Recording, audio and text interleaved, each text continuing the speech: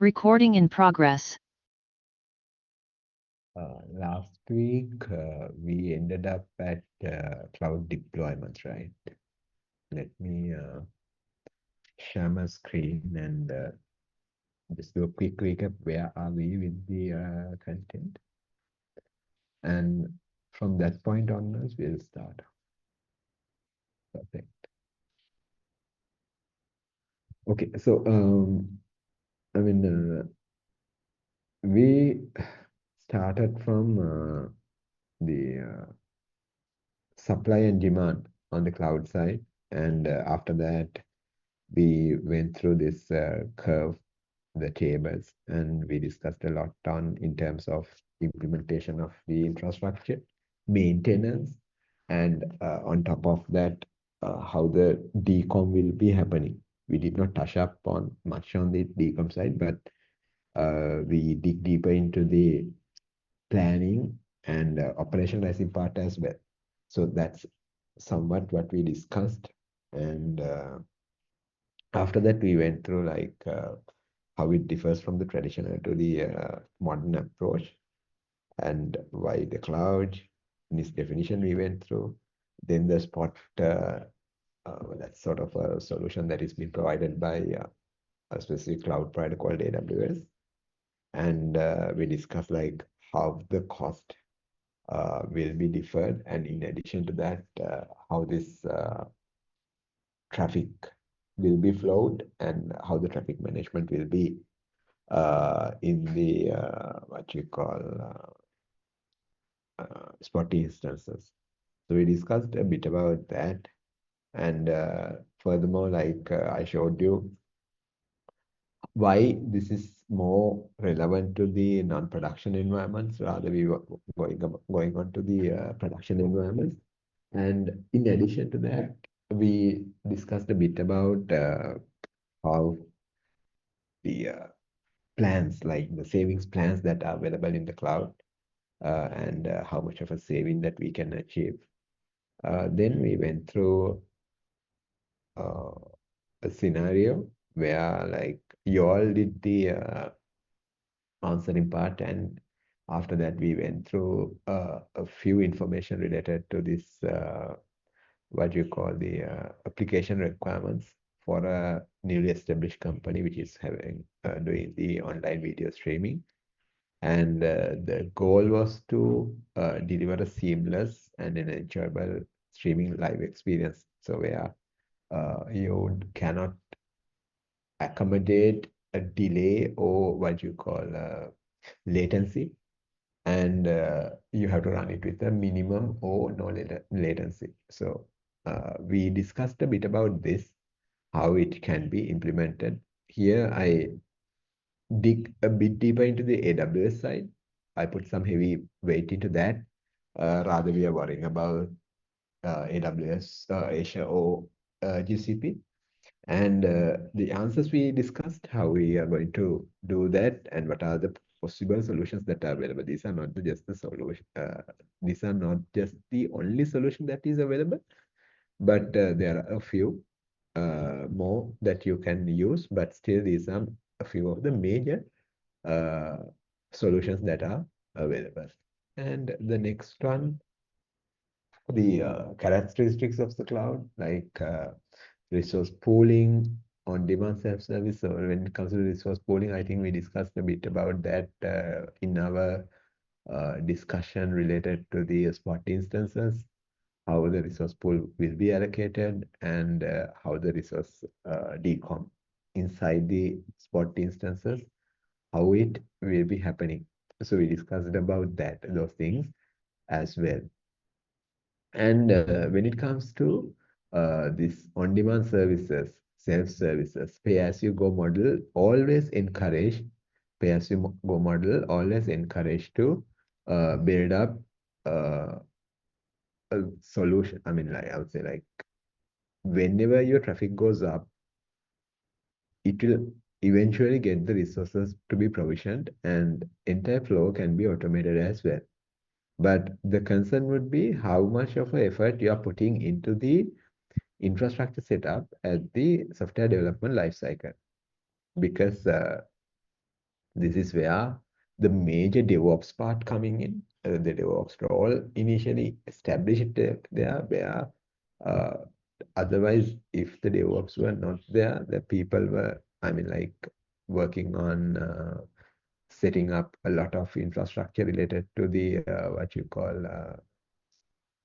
manual provisioning, and that manual provisioning part easily creates a gap. It's like, okay, if developer is going to set up these servers, they put some buffer on the predictions, and they tend to go into the higher sizes because they always want to make sure that whatever code that they are putting in is working inside the server. This will eventually get the cost out of your control, the company's control, because most of the time what will happen is they will be going over the cost that they have predicted, and eventually the business grows up, the cost control will be losing, and that creates another chaos or a disaster within the cloud infrastructure. So on-demand self-service is a good feature, but the thing is you have to be really, really careful with the way you are going to use it, and how, I mean, having a central control over the entire infrastructure is a must. Unless if it is a really critical workload that is running on different accounts and different, I mean, segregation needs to be done. Otherwise, having a central control is a must and is definitely needed to be there. So that's another way of uh, thinking about the on-demand self-service. We were talking about uh, we were talking about the benefits of that. Now I just got out of that and talked a bit about this downside of it. Resource pooling, again, we discussed a lot when it comes to the infrastructure as the spot instances and all. So we discussed about it, and the next thing was elasticity, broad network access, measured services, and all. These are generic stuff, right, related to the cloud infrastructure. And we discussed a bit about the variety of solutions that are available in the cloud vendors. Those are cloud clients, SaaS, PaaS, and IaaS. So these are the solution models that are available at the moment, irrespective of the cloud provider. These solutions are there for us to use, and the difference in between those things, like if you get a let me go to the next slide and explain it. So if you go into the private cloud, which means the data center that you are going to set up, the entire stack responsibility will be yours, right? And you all have to absolutely look into that and provision the infrastructure from the scratch, from the bare metal level, and get it up to the virtualization layer. Then again, networking, storage, the servers. So these are the hardware-based things, the tangible things. Still, you have to deal with it, and you have to get that sorted out, fix that for you. And the next thing, the virtualization layer, where we do have the virtual layer coming up. It can be VMware. I mean, like there are so many providers that are available to provide this feature called virtualization. Probably that will be that is something that you require to manage when it comes to the uh, private cloud environments. The, I mean, two sides of it.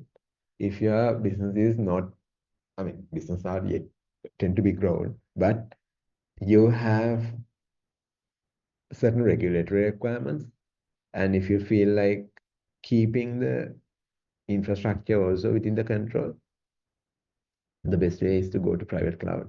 But starting the cloud journey, there are three methodologies that you can look into.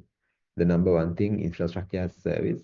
Number two, platform as service. And the software as a service. So these are the features that are available in each cloud. Then when, sorry, in each, I mean like each cloud provider, but these are the different methodologies that are existing and available as well. So now, when it comes to the infrastructure as service, the operating system layer and the what we are setting up on top of the virtualization layer will be responsible by the client. It's like you go into the marketplace and you get that image. You get an image of your infrastructure. You get an image of the required infrastructure, and then you set it up. So basically, there are, I mean, like central marketplaces that are available within the cloud provider to purchase. Okay, imagine now I want to set up a Red 9.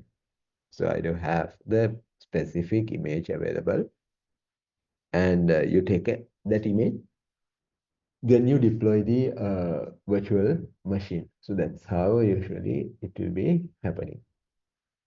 And the next thing, how does this OS level patching, like security updates and everything, uh, eventually when it comes to the infrastructure service, that is something that you have to work on, and you have to make sure that you provision and maintain, most importantly, maintain the infrastructure that is available uh, in the cloud. So it's like you have to push the regular updates. You have to, I mean, like, you can automate that cycle, but still there's a responsibility, sense of, I would say, like, uh, some sort of huge responsibility is there for you all, right? And that is why this OS layer will be a key factor, and maintenance of it would require some sort of a specific skills. Uh, when it comes to these infrastructure setups, one of the most critical things would be how what is the value you put into the engineering muscle. It's like the employees, right? Okay, imagine the expertise and the trust and the reliability. How much of a how much of a strong engineering muscle you have, right? And that's something that you need to worry. Not a worry. I would say like you need to consider when you're coming into the deployments of the infrastructure in the cloud or even on the on-prem as well. Because, like you do have a lot of control over what you are doing in the private cloud, but still you have the similar risk where if the person who who has that knowledge goes out, then it will be a concern.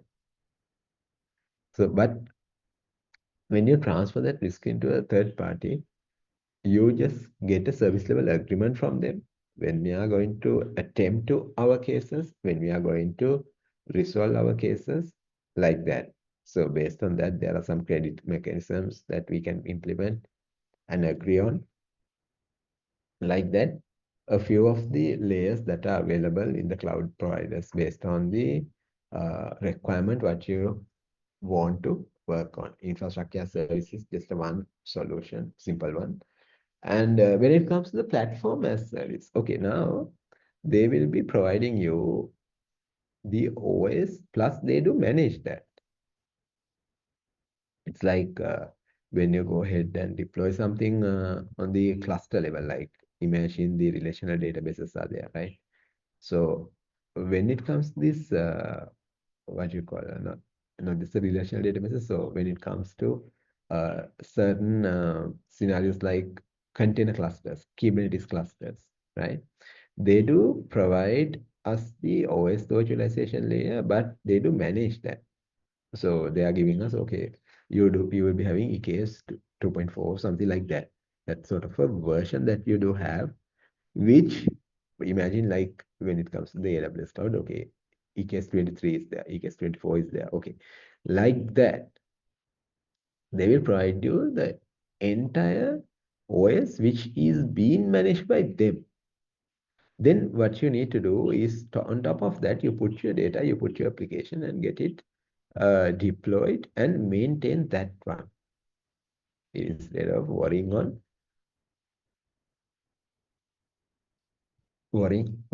the other components that are available, right?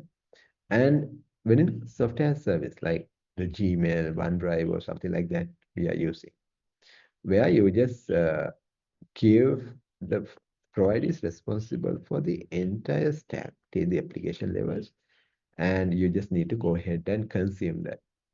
They do have the data, they do have the applications and everything. You just need to be a simple user to use that. The CRM solutions that are available are also categorized under this when it comes to the cloud service models. Okay. So the slide says a bit more content. Uh, I mean, overall covered what we discussed. And when it comes to these services, like the SaaS one, I think what we discussed lastly, right? Okay, now here comes the topic. Cloud deployment models. Um, any guesses on this? Like, I know if you Google it, you can get the answer, but any guesses or anything like that? Would like to contribute, like, before we start off? Anything? Any suggestions?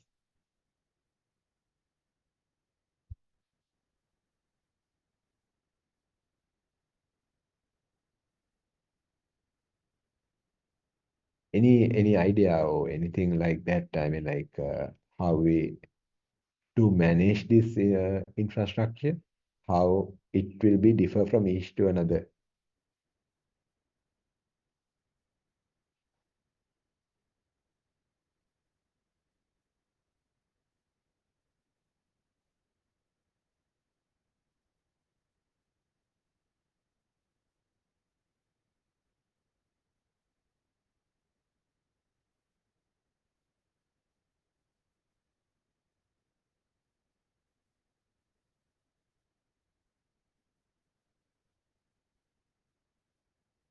Okay, let's start off.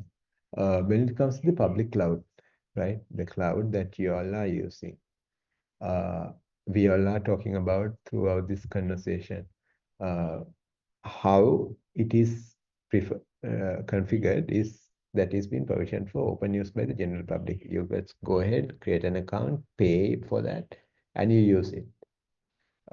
There's a different service provider organization. Those are called AWS, GCP, and Azure. That's how that's been managed. The located on-premise of the cloud provider. It's like this. When it comes to the cloud, there is a concept called region. I think we discussed about it. Then when it comes to the region, after that, within the region, there are availability zones. Within the availability zones, there are multiple data centers replicating the same set of data what you all have.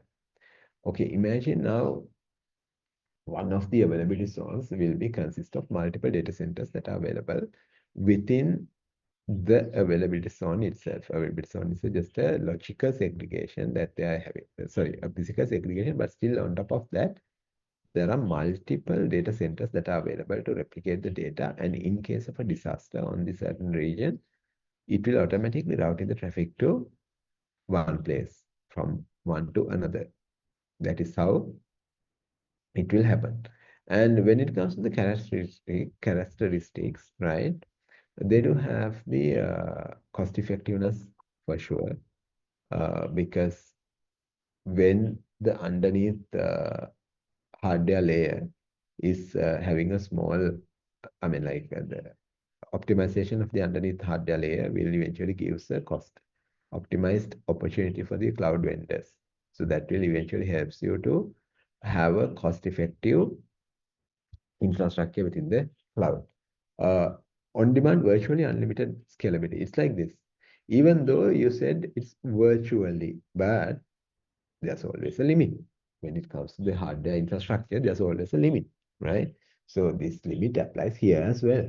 Like when you get a load balancer, there are certain limits that we do hit. Then, I mean, like at the generic phase, we will not be touching upon those things because those are really, I would say, like they say it's virtually unlimited, which means like they are really going to get uh, exhausted, and but there are use cases like that. Then the next thing would be like the zero maintenance. Again, you all don't need to worry about the infrastructure. You all don't need to worry about the underneath data center that is being managed by the cloud. Continuous uptime, even though they do not maintain 100%, there's a term called 99.999. That's the maintenance that they do, uh, that's the uptime that they do have, maintain as a service level agreement. And when it comes to the how you access it over the internet, like this infrastructure publicly exposed, and but there's a strict security in between the layers that we do maintain. But the concern would be uh, you will not be having a big security level on the cloud by default. They do have the virtual firewalls and everything, but still, comparatively to what you all have on the on-prem, still you have a dedicated your infrastructure.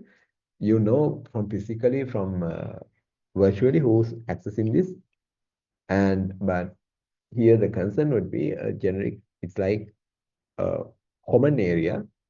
Everyone can come in and put their data and do whatever they want, and maintenance will be done by a third party who will be doing their job as well.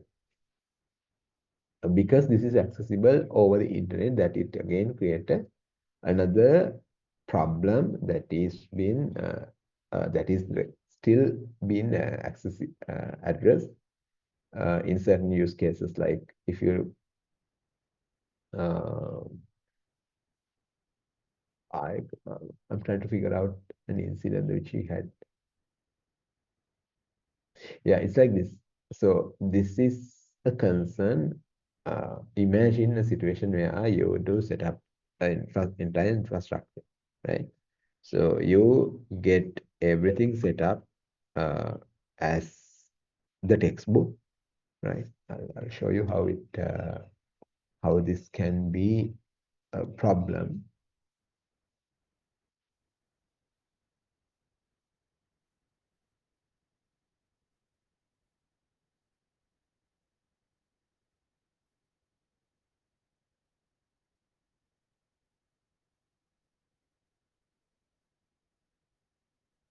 Now the concern would be when you set. Okay, hold on. Yeah, when this server setup is there, right? Imagine this is your uh, app server. Okay, I'll put in UI app and the DB here, right? And here the concern would be how you, I mean, like this entire setup is being connect. The users who are going to connect here, I mean, this is for maintenance, right? Has to go through the SSO, single sign-on, or AD authentication. AD is this is just another way to manage the authentication to the entire infrastructure. The importance of this is this use your company profile. Imagine like it is like my name, right? So I'll put TV at what sort of a email address .com or .org or whatever, right?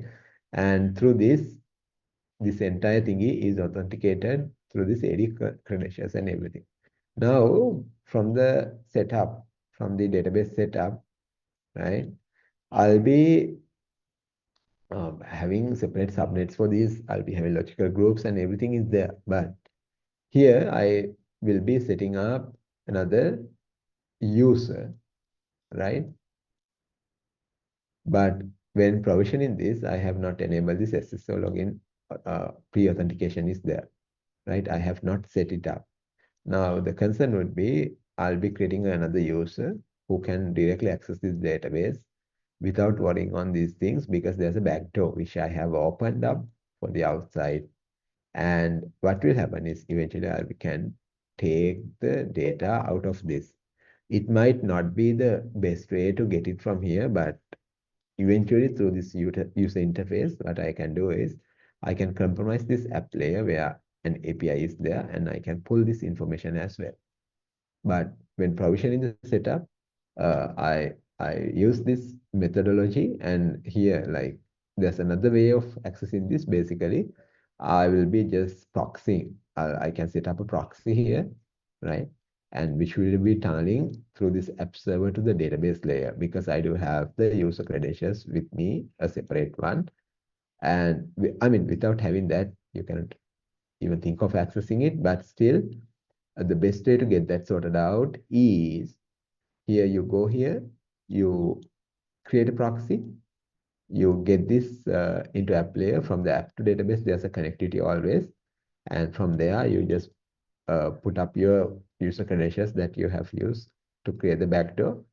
And then you know what is going to happen. Pull the data, and that's pretty much it. So even though you set it up in this way, you have the central logins and everything, but one single mistake can ruin your journey. So that is the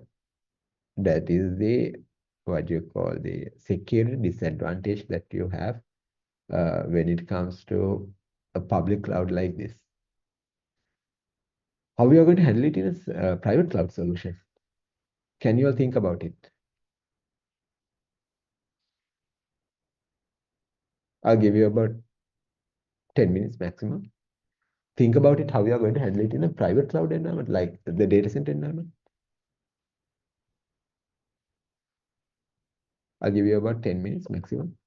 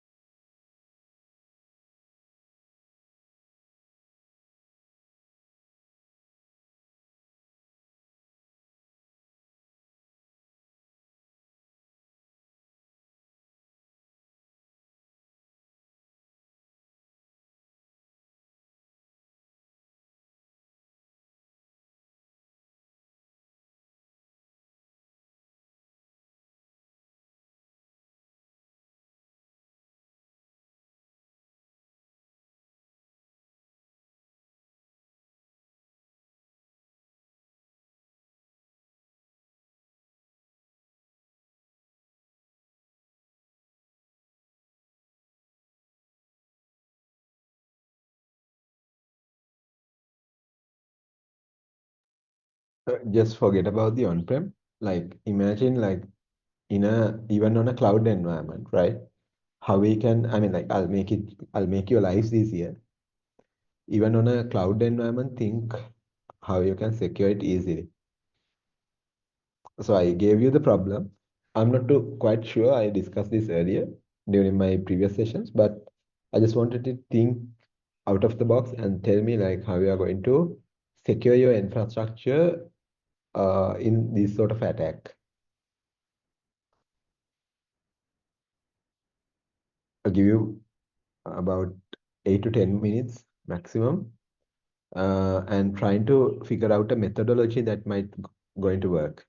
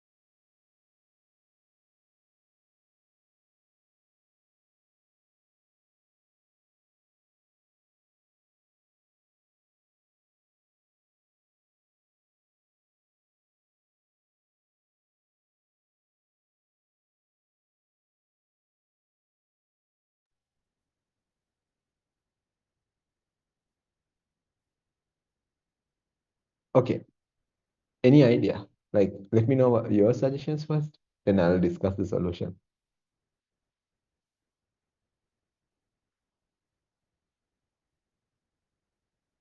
Okay, now I told you, like, okay, there's a backdoor this guy have opened, which will eventually get this traffic, what you call, there's a concern where you can get the entire database pull out. How we can resolve this sort of a solution? We can restrict the access to DB from external parties and Could you only kindly, yeah, Shamika, could you yeah speak a bit louder? yeah So, restricted the access from external all external IPs and only connect through the VPN for our access. so basically, you're talking about a VPN solution to for Yeah, the maintenance, right? yeah, yeah. Okay, so one solution will be VPN, right? Okay, that's one option, right? And just think about this approach as well. Through the UI, they are going to access it now. Through this front end, legitimate path also being used. So, I mean, That you're type going to, IP whitelisted and we are given to security groups for those IPs UI servers. That's no, this is from the front end itself, like aiming the front end, not the infrastructure. That's my concern. Yeah, what you are saying is correct if it is from the infrastructure, but unfortunately, it is not.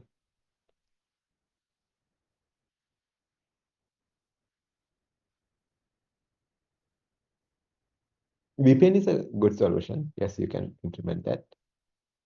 Site to client one, site to point. Yeah, client VPN, client VPN would resolve some sort of issues. What else? from the UI to access. We can use a certificate, right? Some certification that encryption method. Yeah, encryption methodology is a must, to be honest. But still, I mean, like, that's from the, I mean, what you're telling is correct, but I want to go a bit more deeper into this and tell you, Can't we uh, use input validation like to check whether code is correct? yeah, that's a valid answer. Input validation methodology should be implemented. Correct. That comes here. Uh, input validation. Validations are there. True. What else?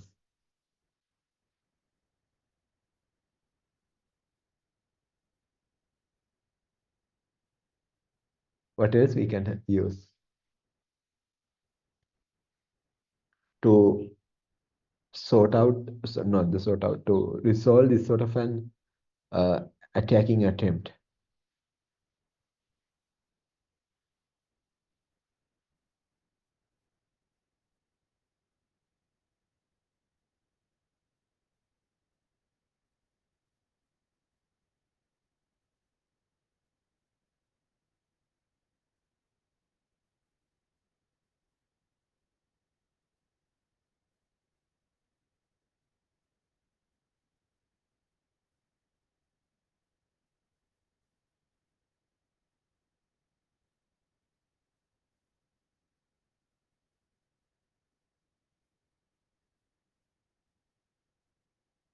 Input validation. Yep, correct. VPN is correct. What else we can do? Okay, now think from the infrastructure perspective, what sort of, not the infrastructure, I would say, like from the system perspective, what we can do? Is that all? We can use port forwarding to A port forwarding. Oh,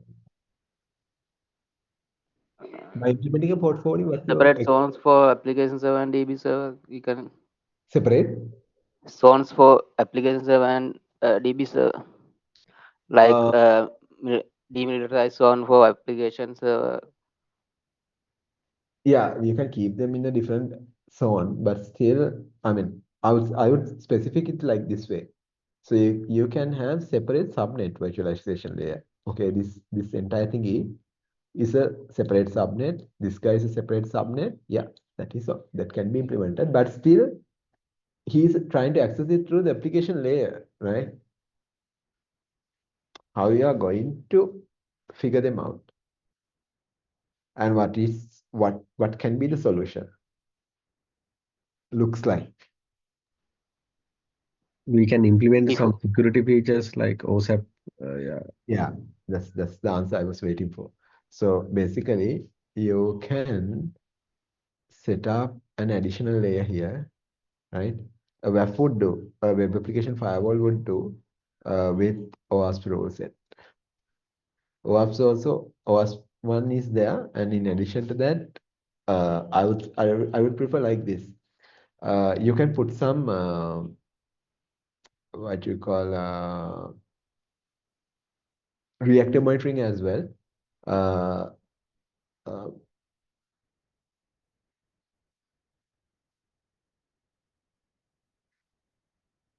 IDS would do in the long term, like to identify the patterns, and IPS implementation also can proactively resolve this sort of issue because uh, it always trying to pull this out.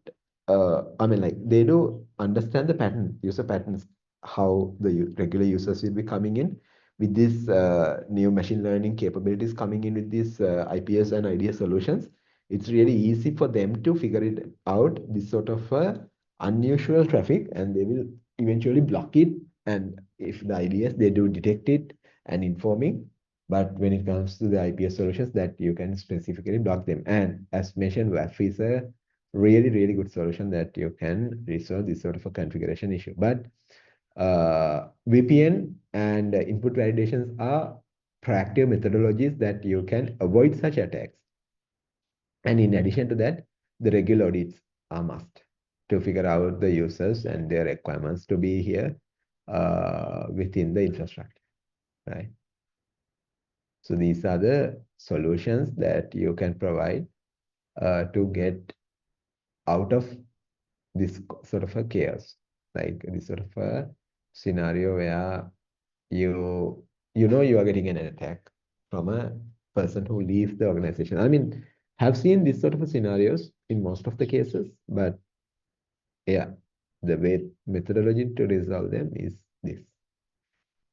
Any questions on this?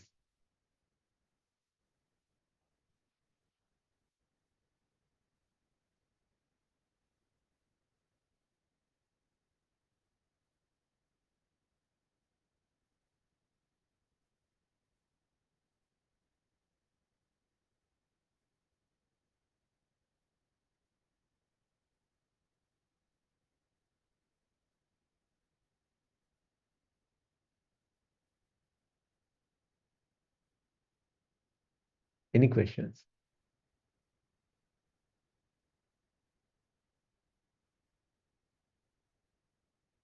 Okay, if you all do not have any questions. Yeah, ACS, I just saw the message. Access controlling list also can be used to uh, provision. I mean, you have to be careful when you're dealing with the databases where you have to have a zero trust within the entire infrastructure, but still for the database, you you must have that ACS configured as well. Like, and the regular audit is a must to avoid this sort of issues. Uh, And whenever the user getting provisioned, you can get an email notification as well. So if it is really, really critical and you really want to know what exactly happening inside, when there's something happen, provisioning such users should trigger an email notification to the relevant administrators as well, because that's the only way that they can keep an eye on the infrastructure, right? So that's the methodology to handle it. And the next thing,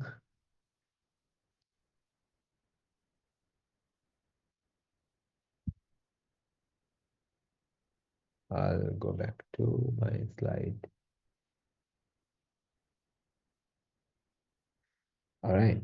And that's pretty much about the public cloud. I just went through some sort of attack methodologies that are available and how we can resolve that.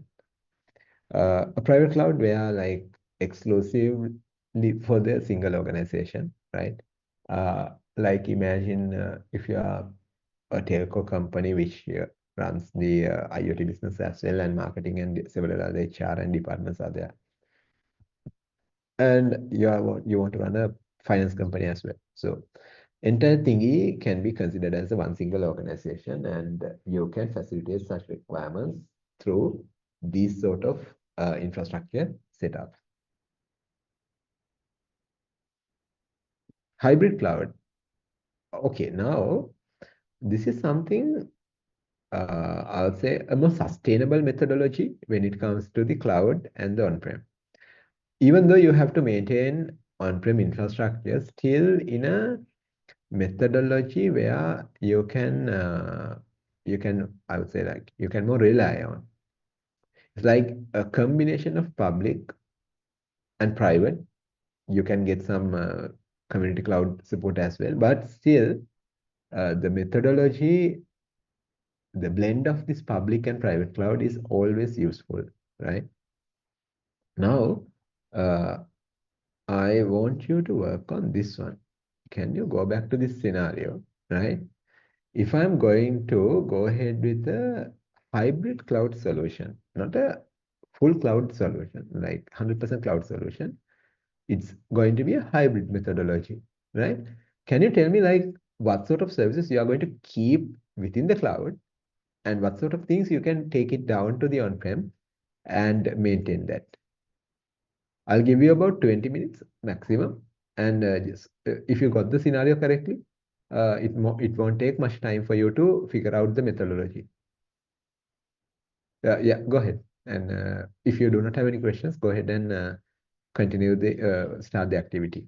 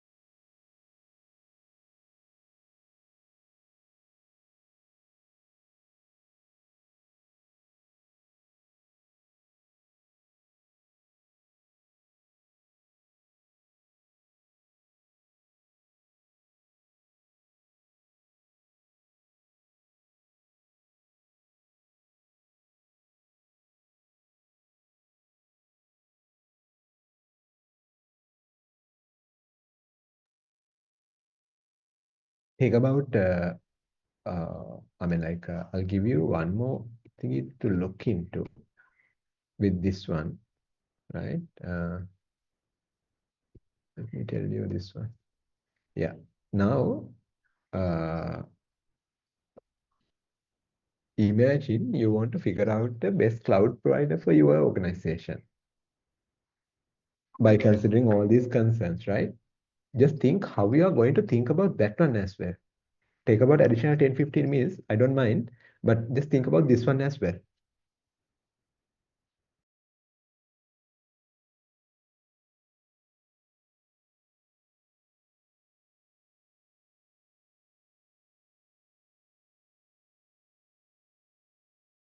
So there are two things that you need to work on. The number one will be like our use case, how we are going to implement it with the on-premises, right?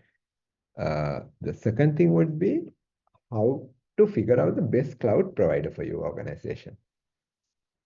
Think about it, take about 20 to 25 minutes, I don't mind, but still you have to think on all the factors that we discussed.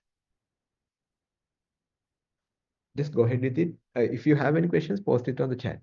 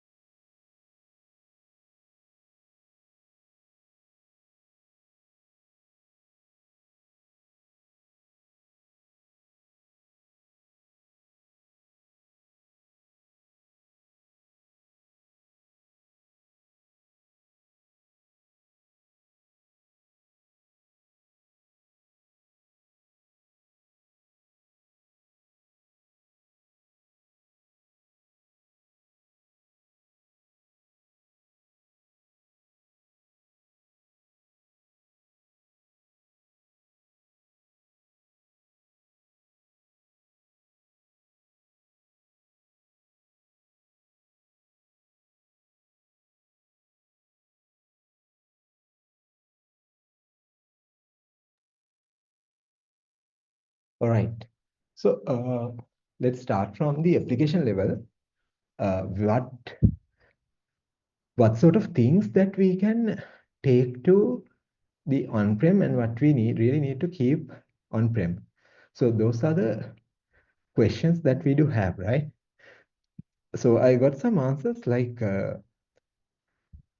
when I compare it with another, right? It's like this. What sort of things you really want to expose to the outside? That's the question number one. Like, imagine if you are going to have the users coming all the way from the country, world, right? Then it should be easily accessible for them. And the second thing, what sort of things you need to keep in a high level security level scenario, right? So high level security scenario, it's like how you maintain the what you call the user experience with the security. So when comparing that, I would prefer to keep the content related information on the cloud, but still the logs or anything like that will be frequently pushed back to the on-prem environment and processed in the analytical part in the on-prem servers using a open source solution. So what are the open source solutions that are available? Like imagine Elasticsearch cluster along with a Kibana or Logslash or sort of a implementation. Or there are open source clusters that are available, different analytical solutions that are available. Power BI, you can have a desktop license if you want, and create the data lake on-prem and getting the data pulled from the cloud to on-prem frequently. There's a frequency that you can set up for that, and you can do that integration as well. So that's the methodology that you can do that sort of a work. Is that clear for you all? Or do you have any questions?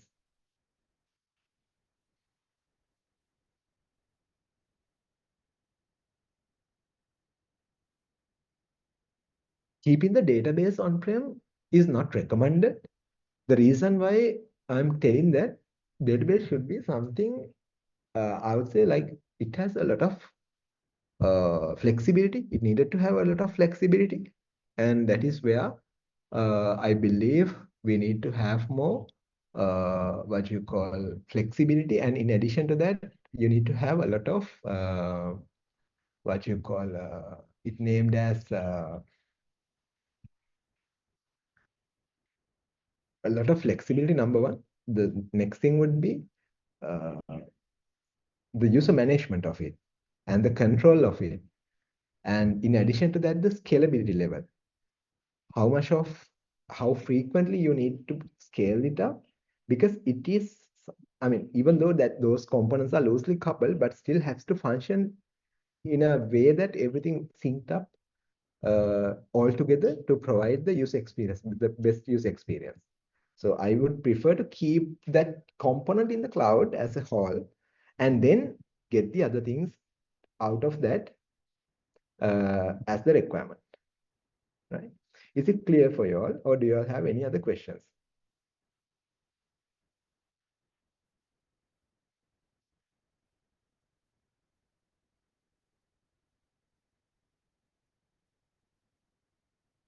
Okay, I believe silence means no questions, right? So I do not want to go into a break today.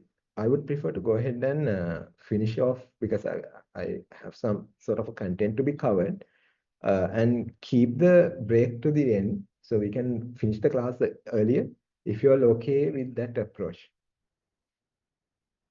What do you think? Okay, sir. Yeah, I believe if we can continue the discussion and let's finish up the content.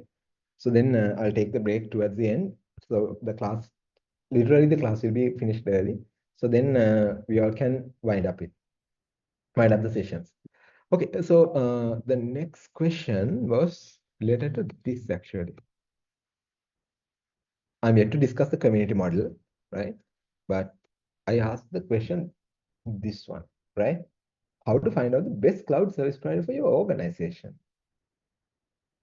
Can you all tell me what you all have written down?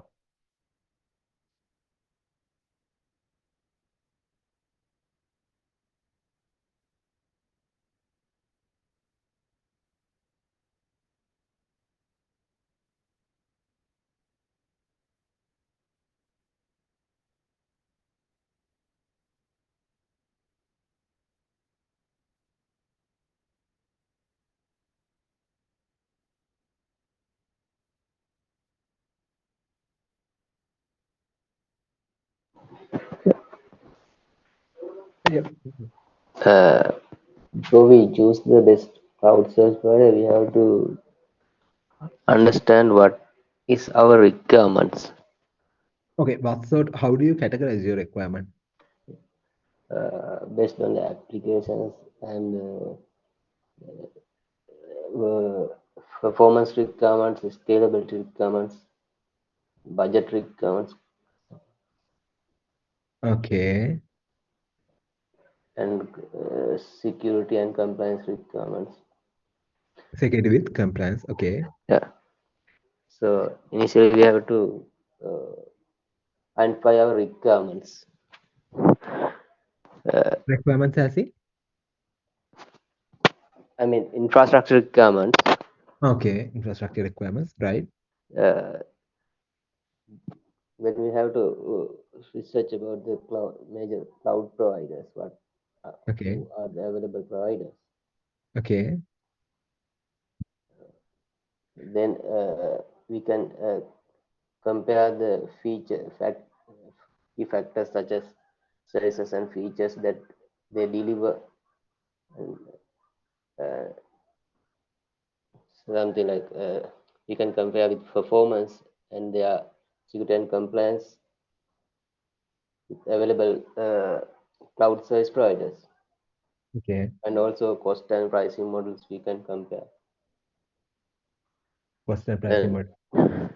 Yeah. and we can compare with compatibility such as integration support, like that sort of key factors we can compare with available cloud service providers. Then other than those concerns, we can conduct POC, such as we say that a proof of concept uh, with selected cloud service provider before migrating to the infrastructure to cloud. Okay. All right. Then, have you all think about, I mean, like, let me go back.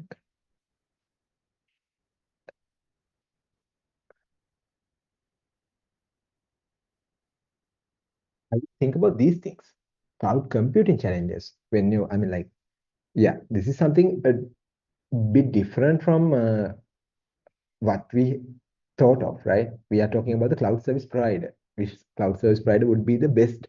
But you have to think what cloud providers will be having challenges as well, right? So then how that cooperate into your requirement? Like cloud service provider is there, true. But cloud provider, service provider is itself having some questions that he has to find out the answers. So that's the requirement as well. So now he needs to answer your questions, but in the meantime, he has to check on his checklist as well. So basically, when you're trying to figure out a cloud service provider, you have to see what are the challenges that they might face. And that also can give you some sort of an idea where they are driving their business into.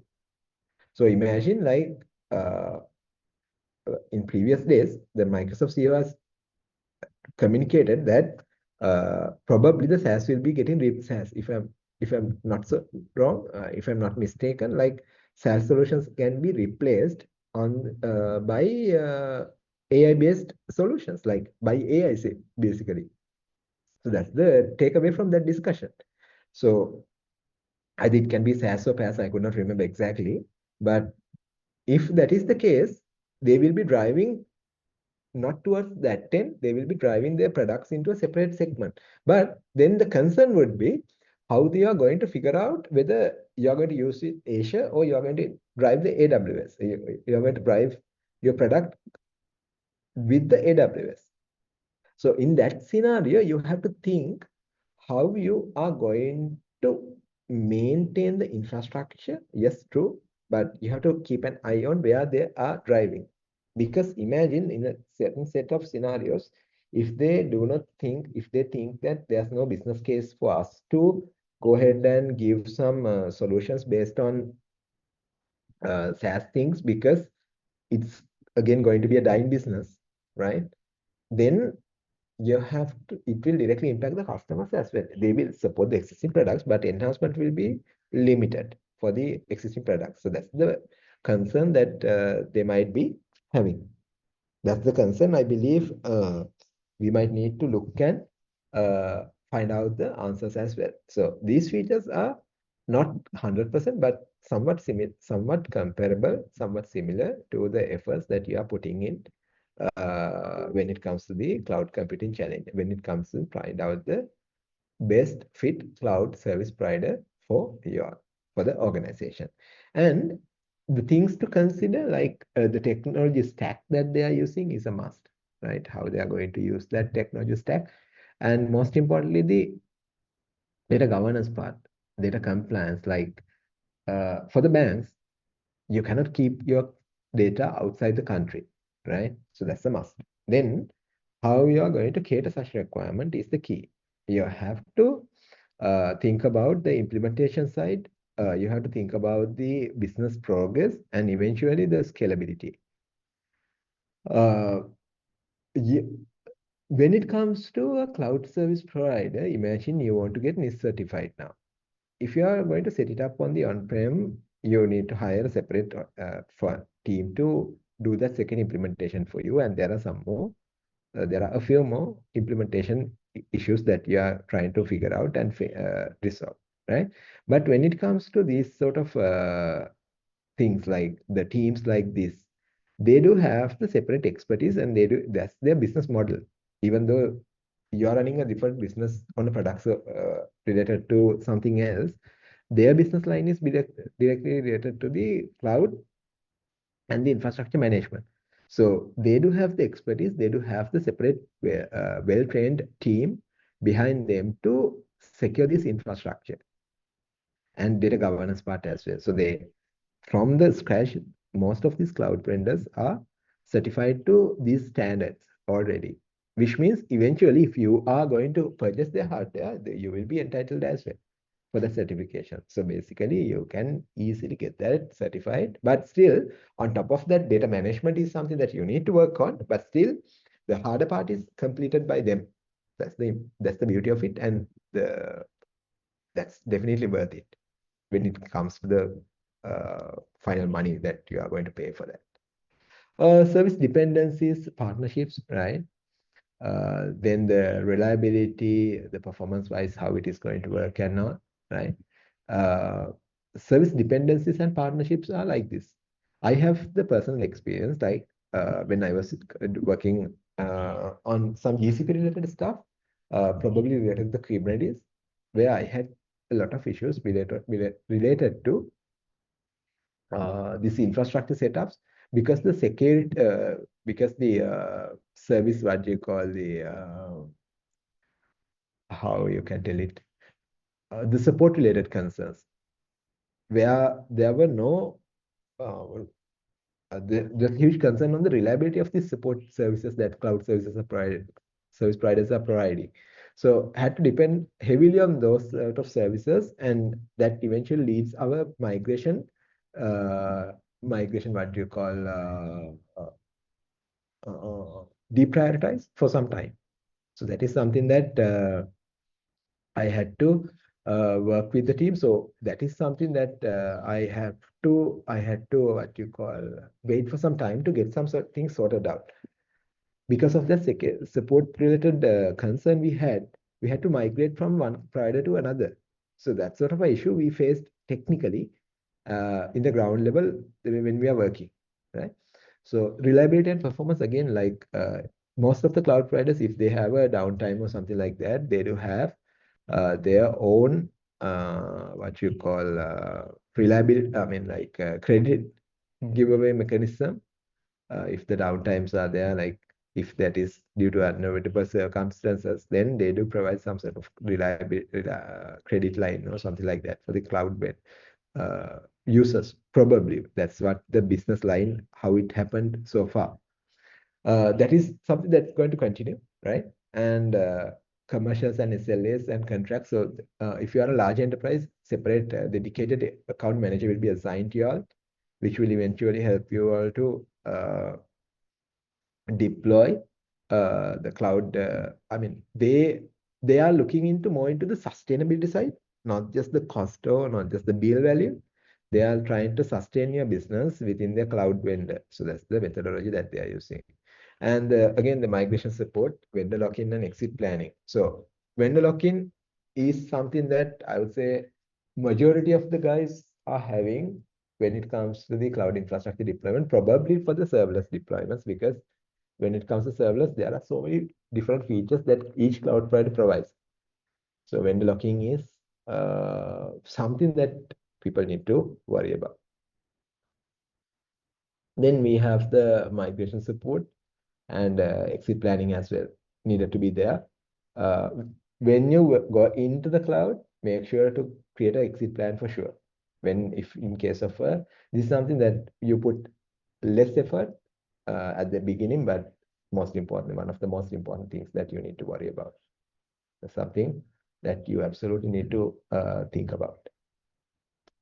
Yeah, that's pretty much about the things you need to consider.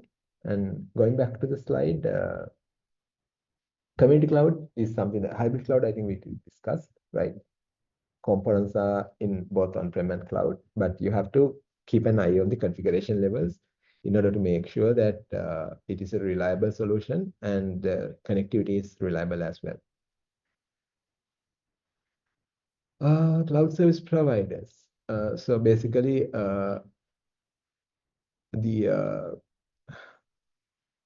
there are, I mean, like number of cloud service providers are available at the moment, but still these are a few key providers that are available. And I'm not going to talk about this. This is just the theoretical stuff. You can go ahead. Challenges we discussed. Okay, now this is a application deployment, which usually we call it as a secured one. Three-tiered web application architecture, how it is going to get deployed in a cloud environment.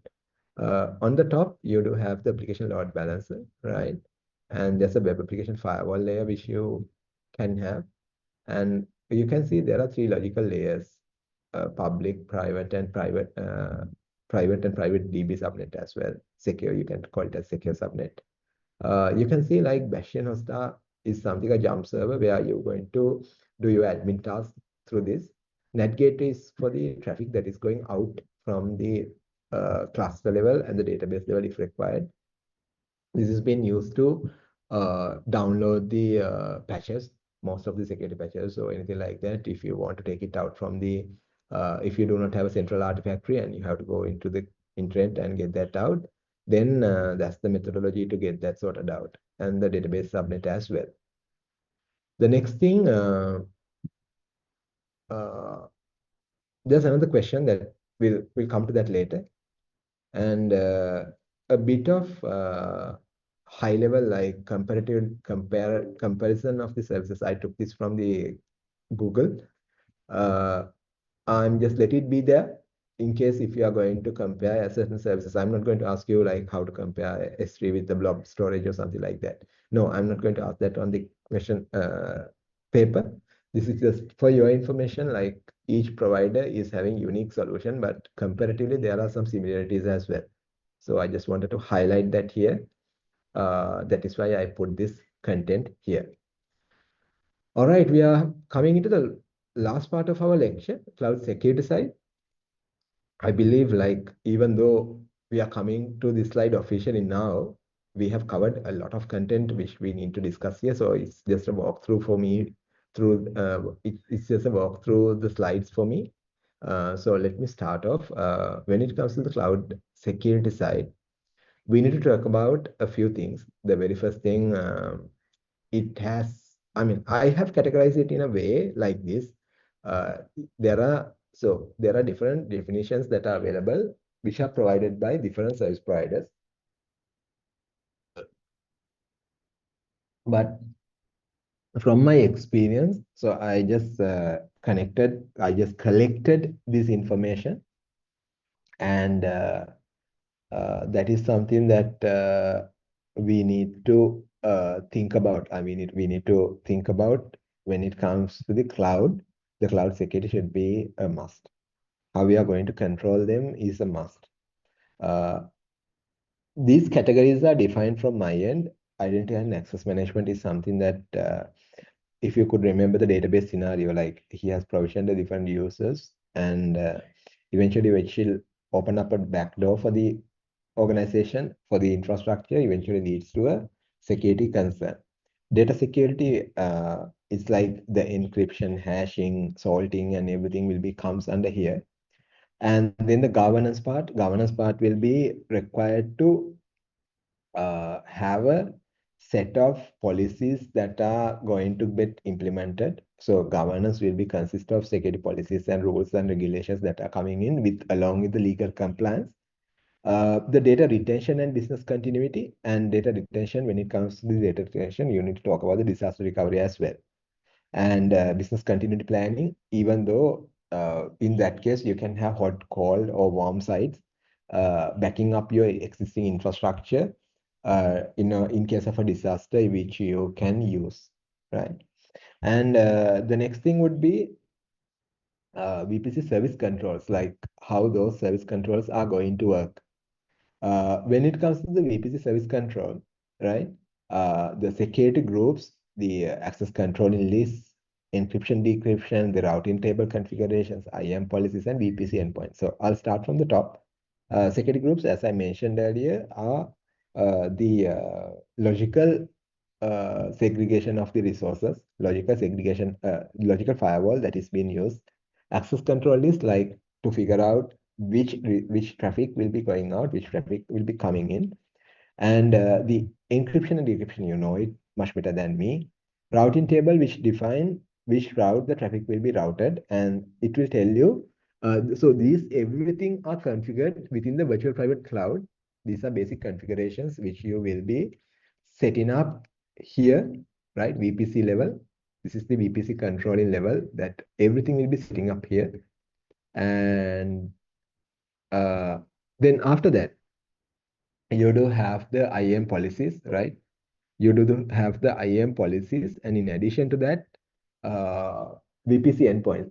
VPC endpoints are simple things like, it's like, imagine you have this entire thingy on a AWS cloud environment. You have dev, you have prod, you have Q environment, everything.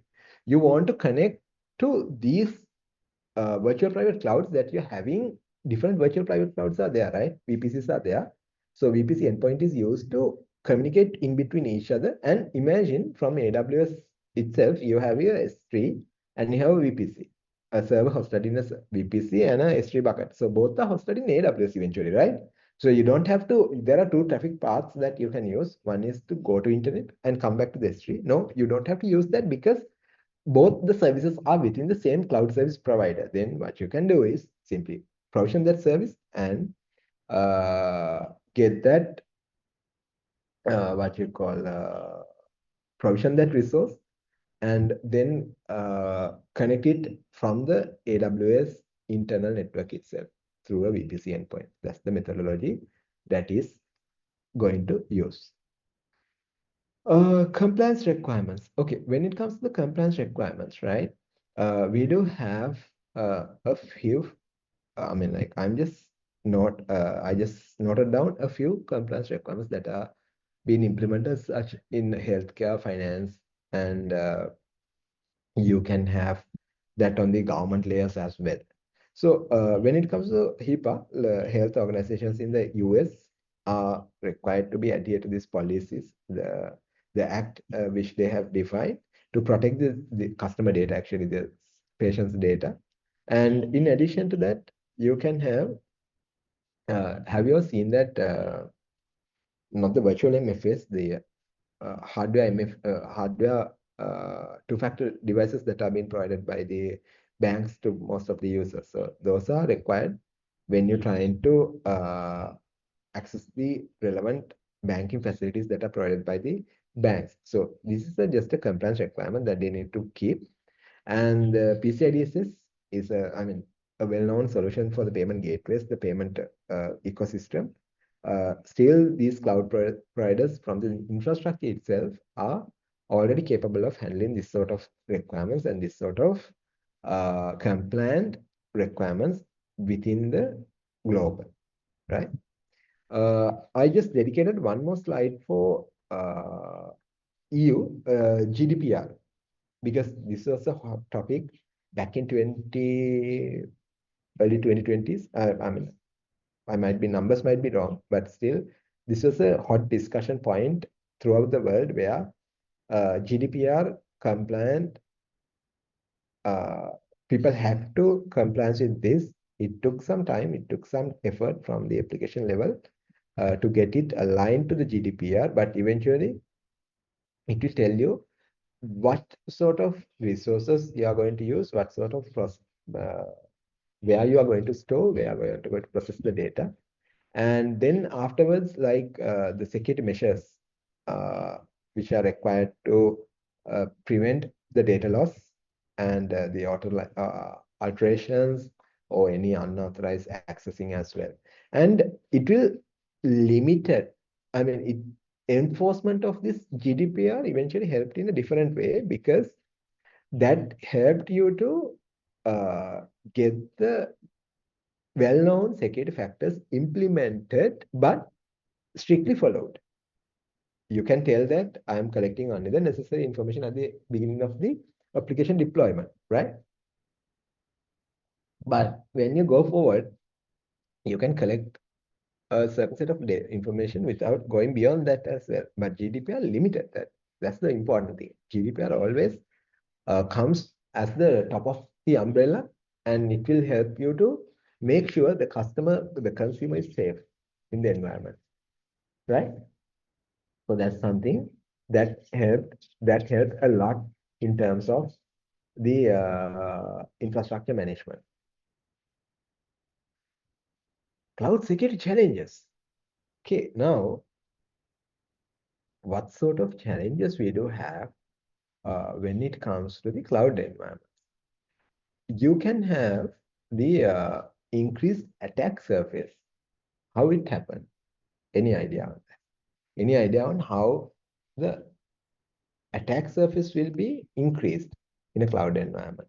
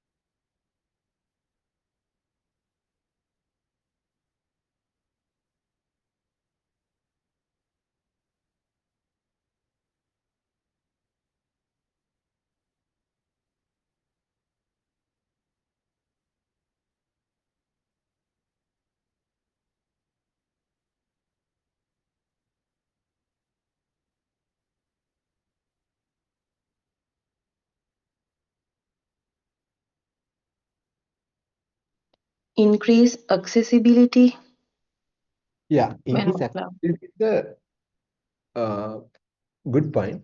The concern would be it in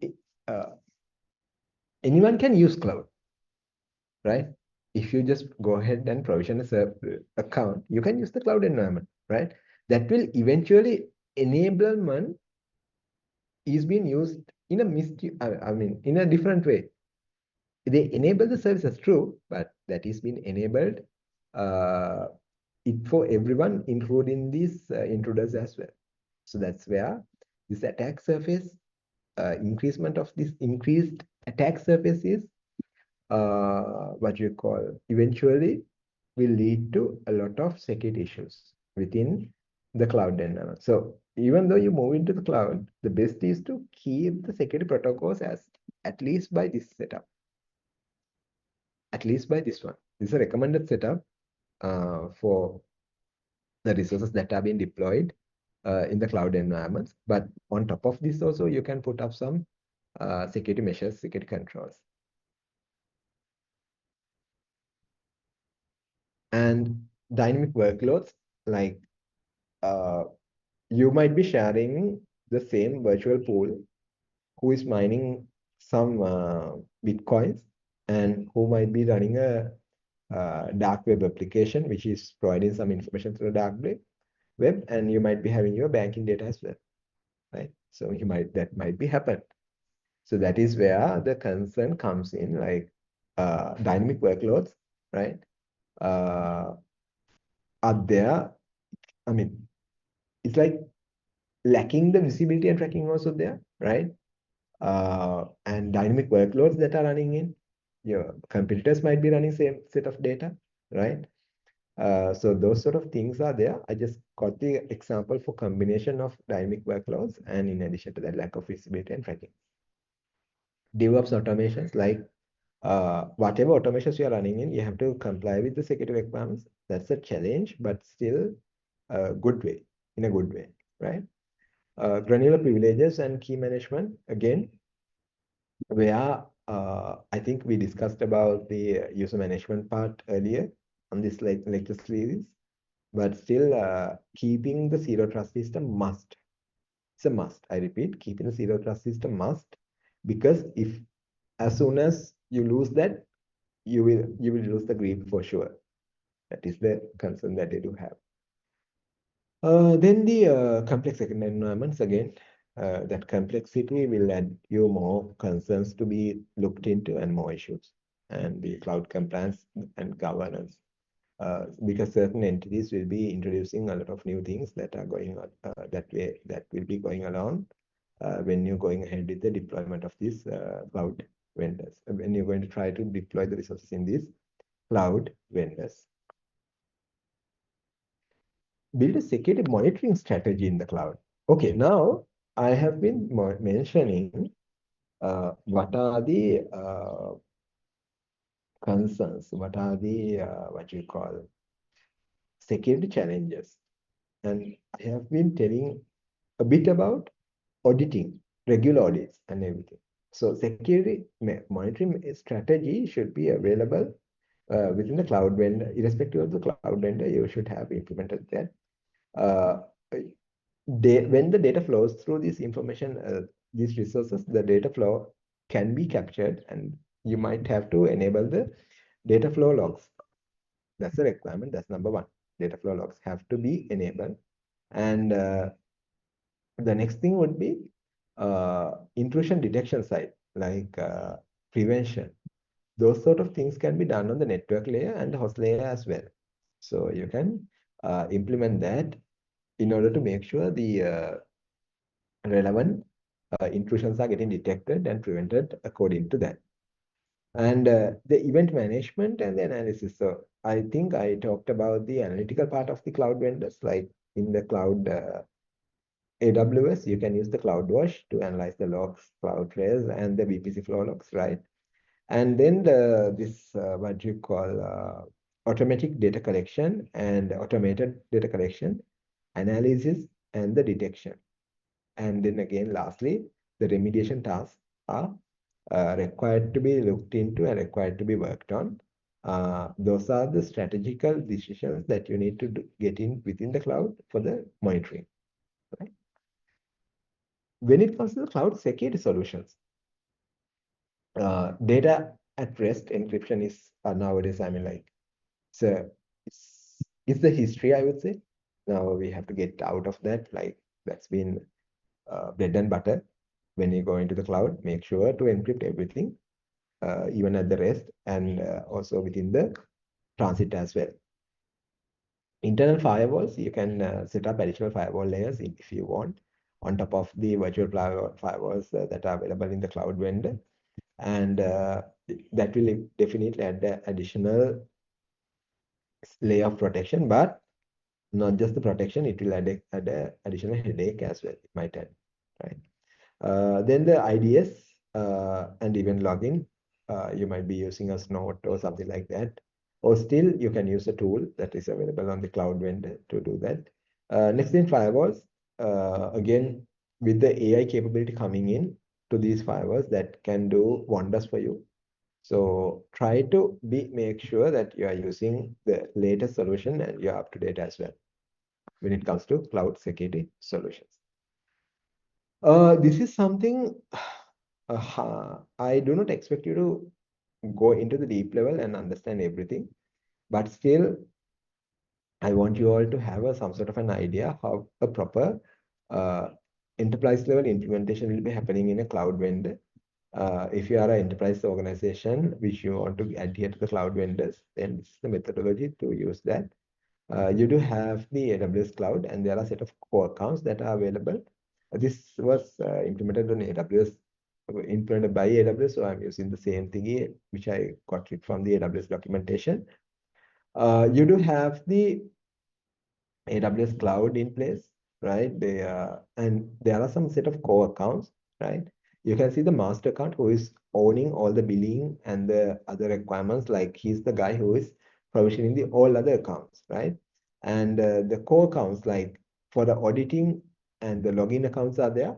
Log account is like this. So imagine, okay, I'll explain the whole accounts first of all.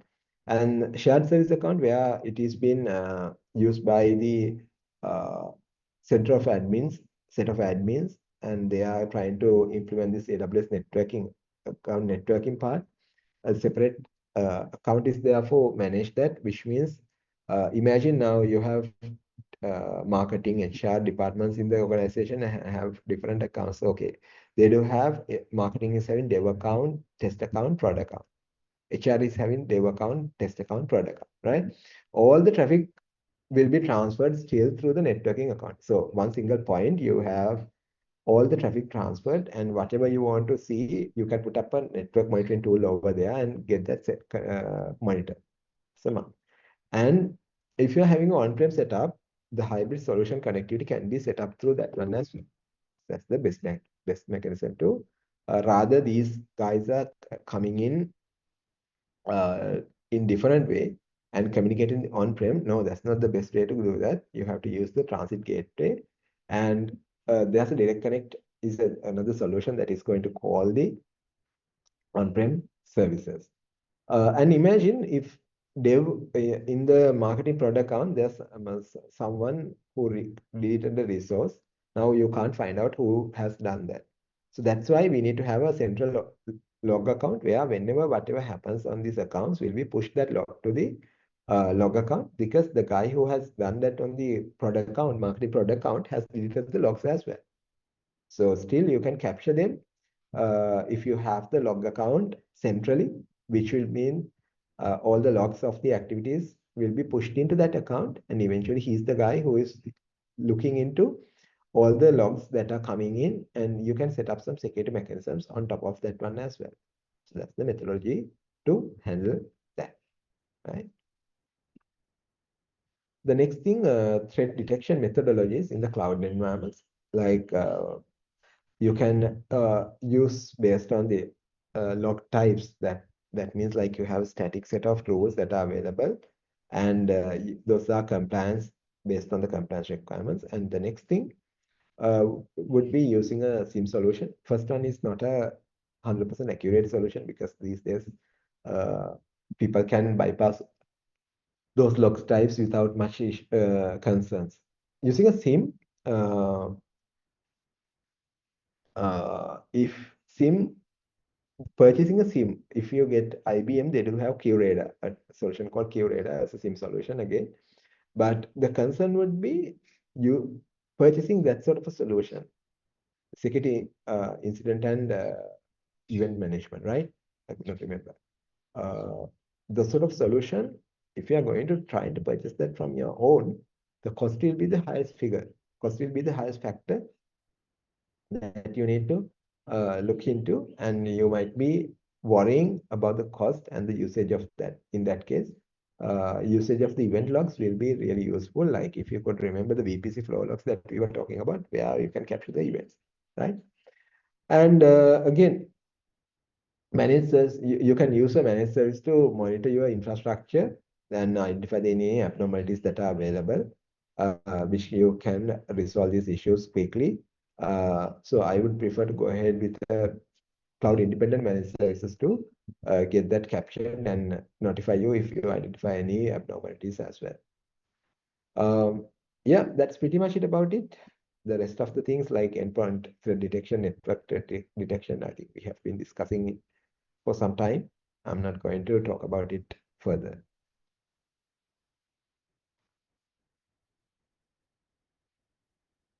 And the next thing, the routine checkups. I think we have been talking about the regular audits all this time, right? So then we need to just go through the slide first, because this is something that I want you all to go ahead and understand.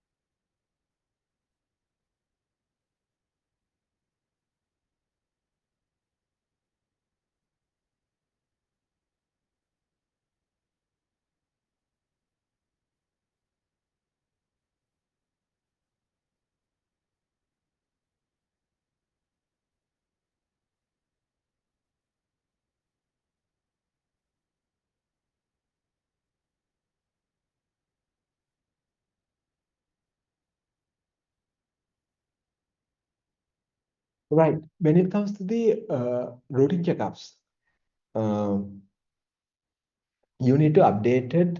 You need to maintain an updated inventory. There are tools to do that nowadays.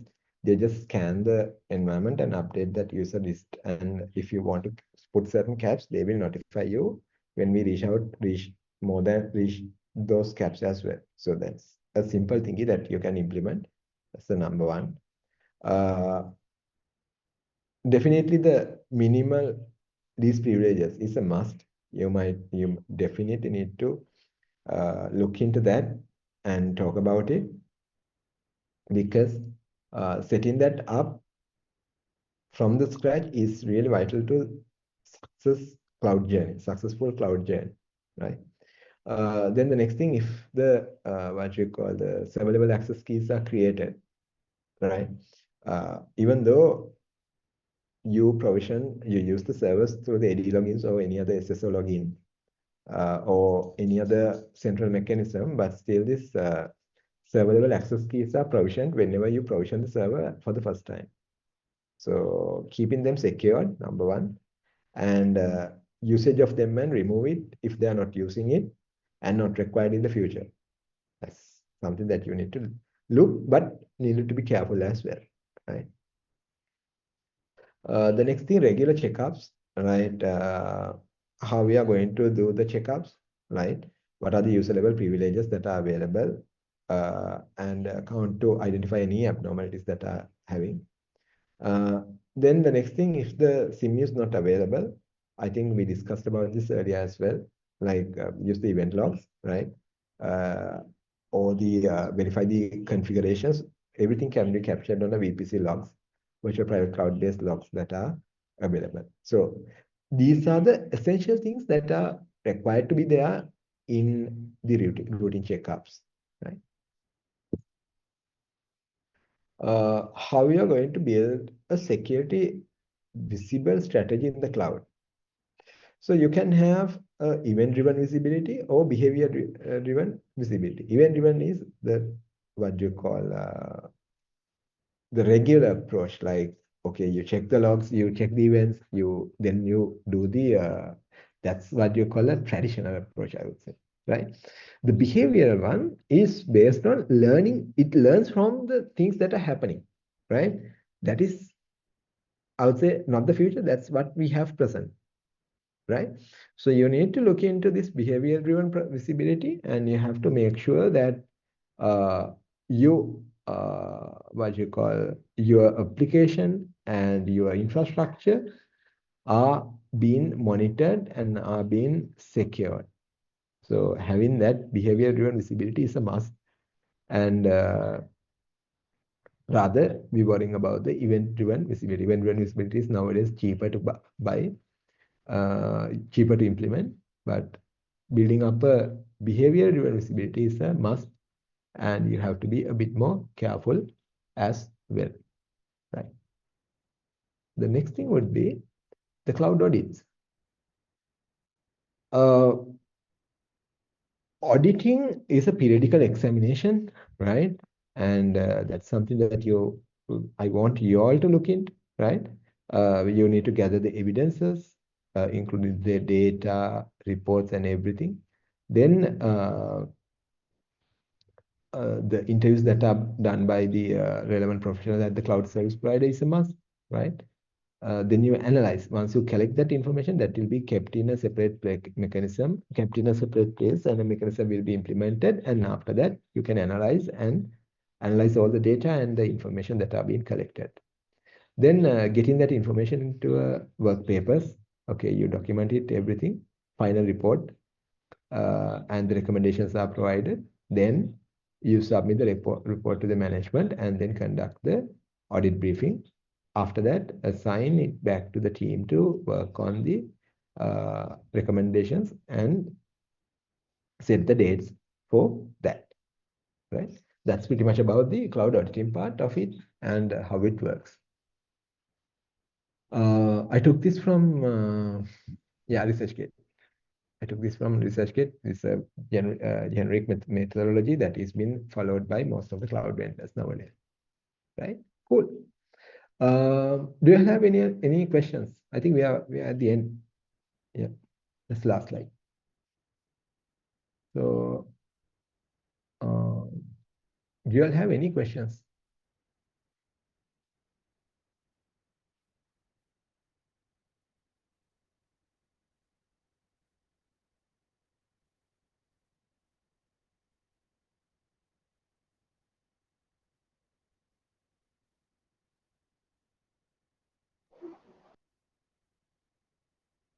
Any questions?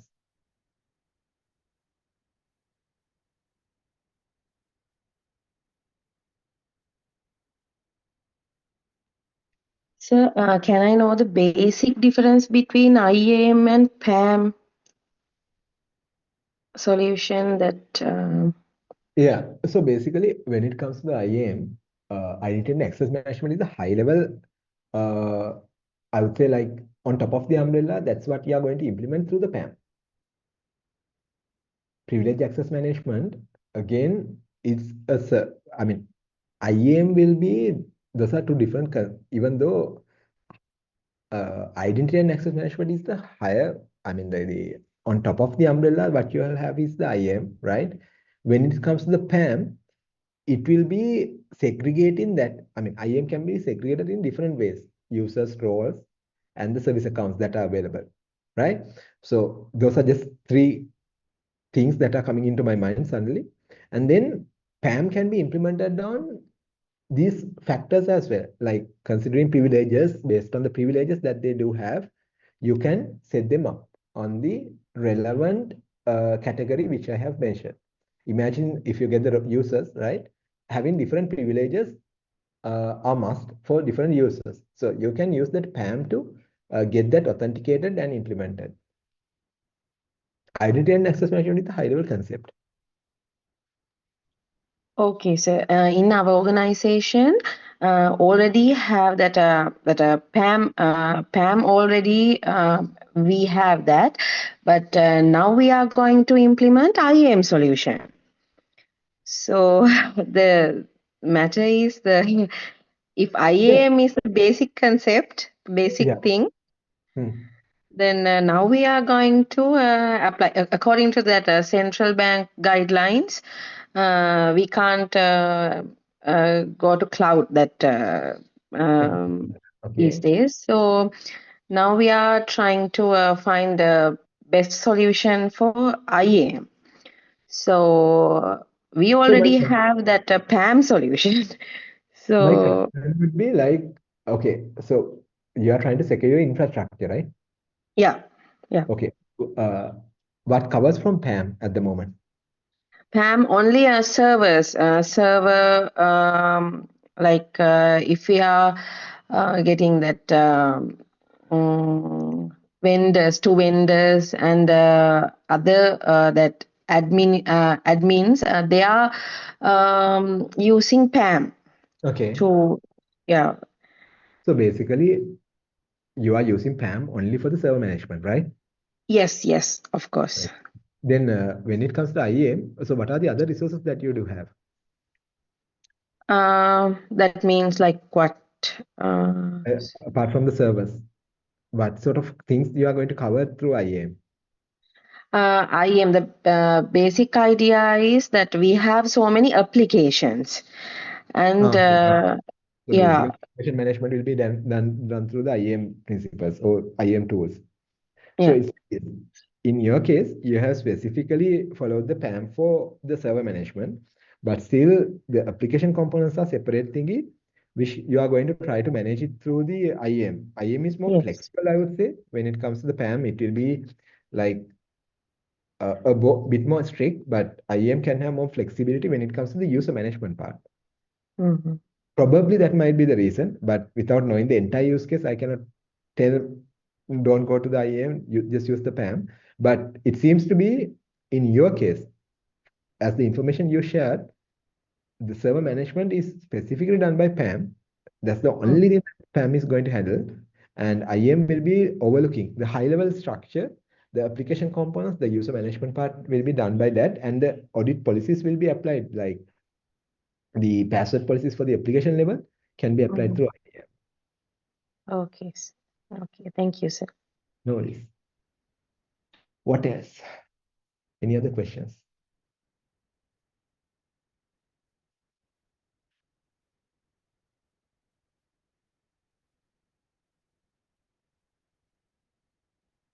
Cool. If you do not have questions, like I'll discuss a bit about the exam paper as well.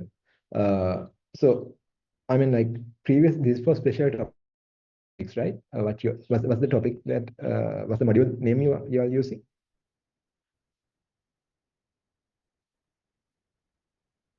What's the module name you are using for this?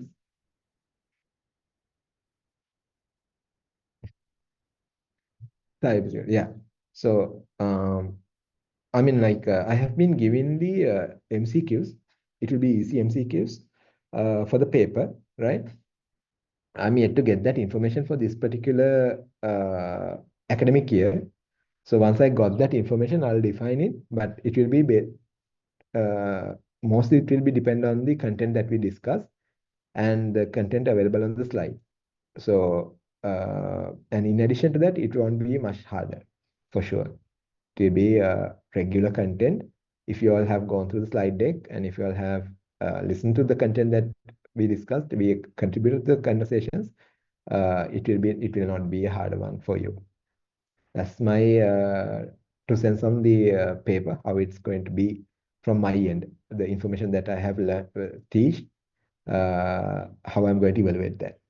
So that's pretty much about it. Any other questions? Okay, I believe silence means nothing, right? Would like to wind up the class for the day, and that will be the end of the session series as well. And thanks a lot for joining, and appreciate your support as well. Thank you so much. Thank you, sir. Thank you, sir.